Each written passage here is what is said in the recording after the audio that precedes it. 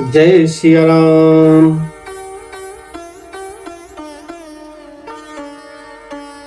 सखियों के बीच में सीता जी कैसे शोभित हो रही है, जैसे बहुत सी छवियों के बीच में महाछवि हो। कर कमल में सुंदर जयमाला है, जिसमें विश्व विजय की शोभा छाई हुई।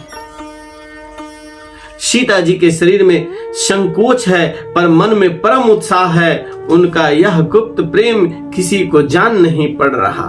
समीप जाकर श्री राम जी की शोभा देखकर राजकुमारी सीता जी चित्र में लिखी सी खो गई। चतुर सखी ने यह दशा देखकर समझाकर कहा, सुहावनी जयमाला पहनाओ। चतुर सखी लखी कहा बुझाए, पहिरावहु जयमाल सुहाए। सुनत जुगल कर माल उठाई, प्रेम विवश पहिराई न जाई। चतुर सखी ने यह दशा देखकर समझाकर कहा, सुहावनी जयमाला पहनाओ। यह सुनकर सीता जी ने दोनों हाथों से माला उठाई, पर प्रेम के विवश होने से वो पहना नहीं पा रहे। उस समय उनके हाथ ऐसे सुशोभित हो रहे हैं मानो इंडियो सहित दो कमल चंद्रमा को डरते हुए जयमाला दे रहे हैं। इस छवि को देखकर सखियां गाने लगी। तब सीता जी ने श्री राम के गले में जयमाला पहनाई।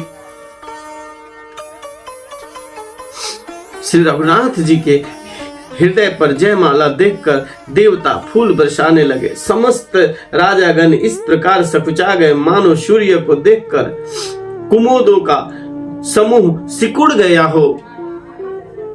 नगर और आकाश में बाजे बजने लगे। दुष्ट लोग उदास हो गए और सज्जन लोग सब बहुत ही प्रसन्न हो गए। देवता, किन्नर, मनुष्य, नाग और मुनीश्वर जय जयकार करके आशीर्वाद दे रहे हैं। नाचहि गावहि विबुध बधूटी, बार बार कुसुमांजलि छूटी। देवताओं की स्त्रियां नाचती गाती है, बार बार हाथों से पुष्पों की अंजलियां छूट रही है। जहां तहां ब्राह्मण देवध्वनि कर रहे हैं और भाट लोग बिरुदावली कुलकृति का बखान कर रहे हैं। पृथ्वी, पाताल और स्वर्ग तीनों लोकों में यश फैल गया। श्री राम जी के ने धनुष तोड़ दिया और सीता जी को वरण कर लिया। नगर के नर नारी आरती कर रहे हैं और अपनी पूंजी हैसियत को भूलकर सामर्थ्य से बहुत अधिक निछावर कर रहे हैं। श्री सीता जी राम जी की जोड़ी ऐसी सुशोभित हो रही है मानो सुंदरता और श्रृंगार रस एकत्र हो गए हो। सखियां कह रही हैं, सीते स्वामी के चरण छुओ। किंतु सीता जी अत्यंत भयभीत हुई, उनके चरण नहीं छूती। गौतम तीय गति सूरति, करी नहीं परसती। पग पानी मन बिहसे रघुवंश मनी, प्रीति लकित जानी। गौतम जी स्त्री अहिल्या की गति स्मरण करके सीता जी श्री राम जी के चरणों का हाथों से स्पर्श नहीं कर रही है। सीता जी की अलौकिक प्रीति जानकर रघुकुल मणि श्री रामचंद्र जी मन में हंसे। उस समय सीता जी को देखकर कुछ राजा लोग ललचा उठे। वे दुष्ट कुपुत और मूढ़ राजा मन में बहुत तमतमाए। वे अभागे उठ उठकर कवच पहनकर जहां तहां गाल बजाने लगे। लेहु छुड़ाई सिया कह कह को, लेहु छुड़ाई सिया कह को, धरि बांधहु निप बालक दो। तोर धनुष चाड़ नहीं सरही, जीवत हमरी कुंवारी को बरही। कोई कहते हैं सीता जी को छीन लो और दोनों राजकुमारों को पकड़कर बांध लो। धनुष तोड़ने से ही चाह नहीं सरेगी, पूरी होगी। हमारी जीते जी राजकुमारी को कौन ब्याह सकता है। जो भी देहु कछु करे सहाय, जेतहु समर सहित दो भाई। यदि जनक कुछ सहायता करे तो युद्ध में दोनों भाइयों सहित उसे भी जीत लो।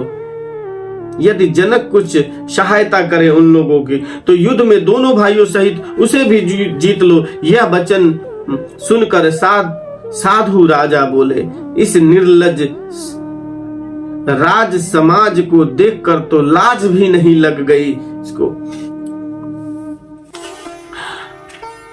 अरे तुम्हारा बल प्रताप वीरता बड़ाई और नाक प्रतिष्ठा तो धनुष के साथ ही चली गई। जो सज्जन पुरुष थे वे उस सबको समझा रहे हैं, अरे तुम्हारा बल प्रताप और बड़ाई और जो भी तुम्हारी नाक बची थी पद प्रतिष्ठा सब तो धनुष के साथ ही चली गई।